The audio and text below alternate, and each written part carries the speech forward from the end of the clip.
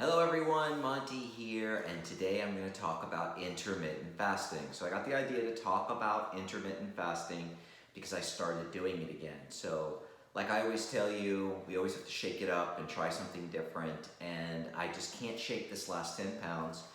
And as I always tell you guys, I'm not eating anything bad. I'm eating so clean. I'm back to my workouts 6 days a week. But what I am doing is still eating over my calories. So I thought the intermittent fasting would help me. Plus, I know it's bad to eat late at night, and that's when I go over my calories. I do really well all day long, and then at night, I bring food into bed with me and watch TV and eat in bed with my dogs. It's terrible, right? It's like really, really, really bad. So I found this article on intermittent fasting on healthline.com. I'm going to put a link to the article because I'm not going to talk about some of the stuff that's in here because it'll take more than 15 minutes to read the whole article. But I am going to read part of the article and interject my thoughts and from my experiences. So let's get started because we've got a lot to cover. Intermittent fasting, which is also known as IF, is currently one of the world's most popular health and fitness trends. People are using it to lose weight, improve their health, and simply their lifestyles. Many studies shows that it can have powerful effects on your body, brain, and may even help you live longer. So it's really interesting about the live longer. I mean, 10 or 15 years ago, I read this big article. Thousands of people were, not thousands, hundreds of people were interviewed and which took many, many years because not many people live over the age of 100. And they interviewed hundreds of people who lived over the age of 100. And it was like a 10 or 15, it was 10 or 15 years ago, but it was more than 10-year study of what they call centenarians. And in the article it said the only thing they could find in common with these people that lived over 100 is that they underate. They underate, like missed a meal or just ate very little. And I think partly that's because they say that the digestive process is very intensive on your body. It's one of the most taxing processes in your whole body. And so it would kind of make sense if that's true, that if you ate under 8, you were, less taxing your body. So the article continues by saying, this is the ultimate beginner's guide to intermittent fasting. What is intermittent fasting? Intermittent fasting is an eating pattern that cycles between periods of fasting and eating. It doesn't specifically specify which foods you should eat, but rather when you should eat them. In this respect, it's not a diet in the conventional sense, but more accurately described as an eating pattern. Common intermittent fasting methods involve a 16-hour fast or fasting for 24 hours twice a week. Fasting has been a practice throughout human evolution. Ancient hunter-gatherers didn't have supermarkets, refrigerators, or food available year-round. Sometimes they couldn't find anything to eat.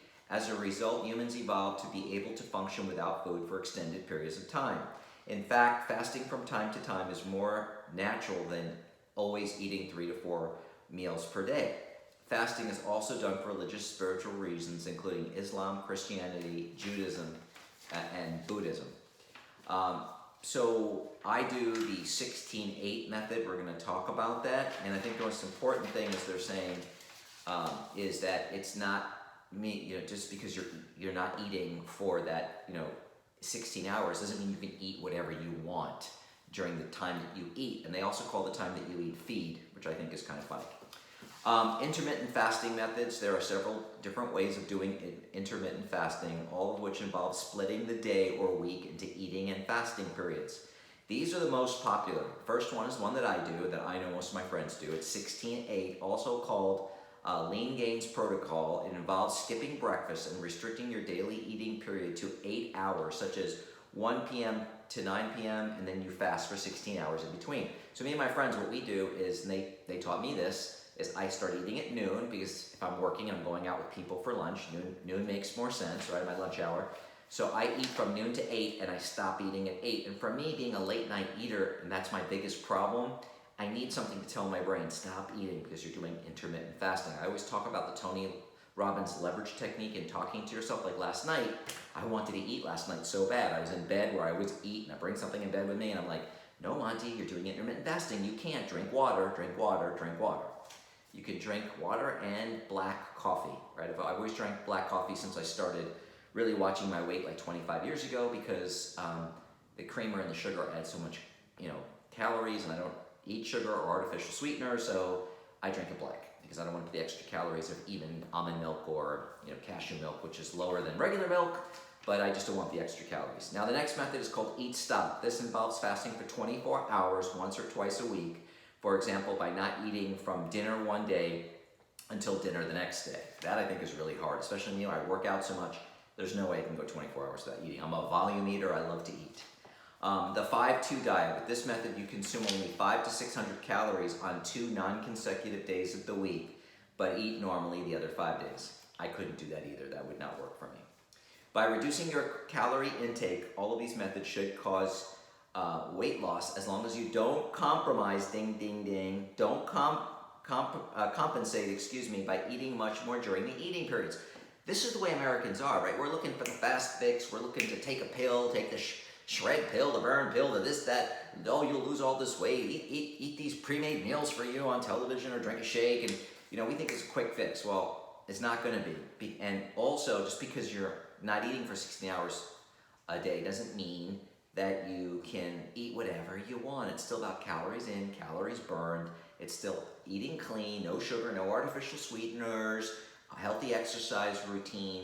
And I always say tracking your calories, not just for the caloric intake, but what types of food, and be able to go back to a tracker, like a calorie counter, and see on weeks you're successful, how are you eating and what are you eating? Maybe there's some foods that you eat that have higher in fiber that keep you more full. Maybe it's not that you're eating something that's making you gain weight, but maybe it's eating something to stop you from eating more that helps you lose weight. And like Lose It tells you that I see a pattern. When you eat this food, you tend to stay within your calories. It's kind of interesting.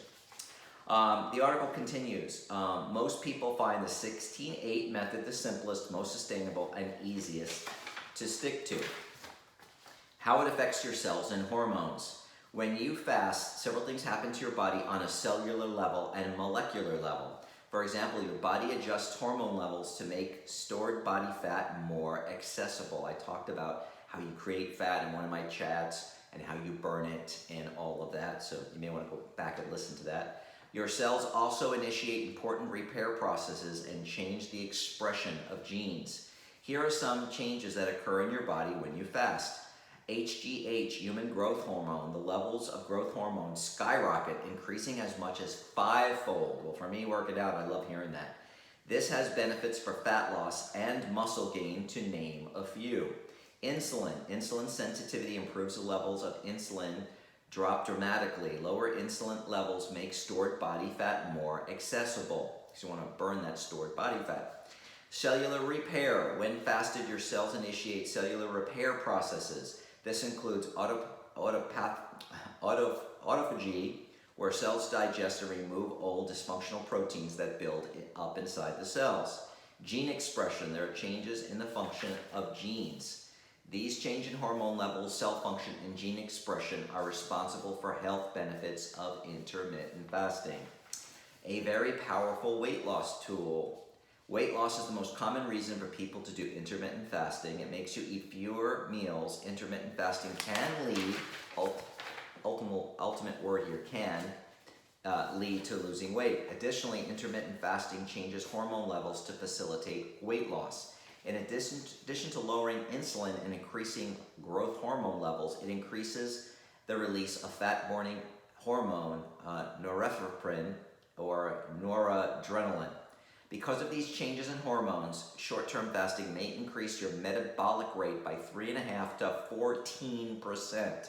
And if this is not enough to convince you to do intermittent fasting, I don't know what is. By helping you eat fewer and burn more calories, intermittent fasting causes weight loss by changing both sides of the calorie equations. Study shows that intermittent fasting can be a very powerful weight loss tool. A 2014 study found that by eating this pattern can cause 3 to 8% weight loss over 3 to 24 weeks, which is a significant amount compared to most weight loss studies. According to the same study, people also lost 4 to 7% of their waist circumference, indicating a significant loss of harmful belly fat that builds up around your organs and causes disease. Another study showed that intermittent fasting causes less muscle loss than most standard methods of continuous calorie restriction. However, keep in mind the main reasons for success that intermittent fasting helps you eat fewer calories overall. listen to this. If you binge and eat massive amounts during your eating periods, you may not lose any weight at all. Again, it's still, I'm doing intermittent fasting, but I'm still eating clean. I'm still not touching sugar. I'm not touching fried foods. I'm not, eating artificial sweeteners, and I'm counting my calories.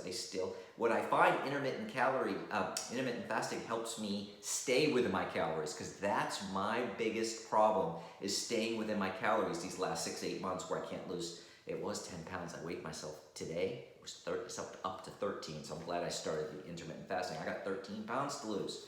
So, remember, you still have to watch what you eat. You can't just do intermittent fasting and not track your food and not count your calories and not exercise. Not gonna work, right? It may have some health benefits for you, but the weight loss stuff you're probably not gonna see. So health benefits, many studies have been done on intermittent fasting, both on animals and humans. These studies have shown it can have powerful benefits for weight loss and health and the health of your body and brain. It may even help you live longer. We talked about the Centenarian study. Here are the main benefits of intermittent fasting. Weight loss, as mentioned above. Intermittent fasting can help you lose weight and belly fat without having to consciously restrict calories, although I would watch that if I was you. I'm going to just really go through almost at a time, so I'm going to go through the last couple of things real quickly. Inflammation, some studies shows reductions in markers of inflammation, a key driver of many chronic diseases. Heart health, intermittent fasting may reduce bad LDL cholesterol, blood triglycerides, inflammatory markers, blood sugar, and insulin resistance, all factors leading to heart disease. Cancer, animal studies suggest that the intermittent fasting may prevent cancer. Brain health, intermittent fasting increases brain hormone BDNF and may aid the growth of new nerve cells. It may also protect against Alzheimer's disease. Interesting. Anti-aging. I gotta love that one. Intermittent fasting can extend lifespan in rats. Studies have showed fasted rats live 36 to 83% longer. It says, keep in mind that this research is still in its early stages. Many of the studies were small, short-term, and conducted in animals. Many questions have yet to be answered in the higher quality of human studies. So the other thing I want to just mention as we wrap it up, we get about 2.5 more minutes. One of the things I read once in an article about pets is that animals stop eating when they're sick because they want to preserve all the energy to heal. And I read another article about humans that, our body directs all our energy to the digestive process away from fighting disease if we have something going on, right? So it kind of makes sense why animals do that. They instinctively know to stop eating, to save that energy from the digestive system to help heal their body. So I'm going to include the link. They also say who should avoid it if you have certain problems, who you should avoid it, side effects, and they say hunger is the main side effect, and I definitely am very hungry. I'm hangry. I was very, very, very hangry today. This is day 3, This is day 3 of me. I think I said 4 earlier. This is day 3 of me doing intermittent fasting. And I was hungrier today than I was the first 2 days. And then I remember back to when I started intermittent fasting, the other 2 times I did it, I was really hungry the first 2 weeks, and then my body just got used to it. It's like anything in life, you acclimate to a new way of living, like we've acclimated to, we're kind of getting used to the mask thing, right? Even though probably don't want to admit it. So you will get used to it. You won't be as hungry. I know that my tummy feels a lot better. I've had a lot of stomach problems. They've never really got to the root of it, but it's genetic. My mother had colon cancer. My aunt had colon cancer. My mother has stomach problems. I have it. I always have like a queasy, uneasy stomach, and that's why I eat late night, try to soothe it. I noticed that when I'm doing intermittent fasting and giving my digestive system a chance to rest, I feel better. I definitely, 80% better my stomach problems. So anyway, I hope you thought this article was interesting. I'm a big believer in intermittent fasting. I don't know why I ever stopped doing it. Twice. This will be the 3rd time I'm doing it. Hopefully I'll stay on it this time. And I will include the link to the article so you can read the rest of it. So I hope you enjoyed the chat, and I'll be talking to you tomorrow. I'm on my lunch break and I got to get back to work.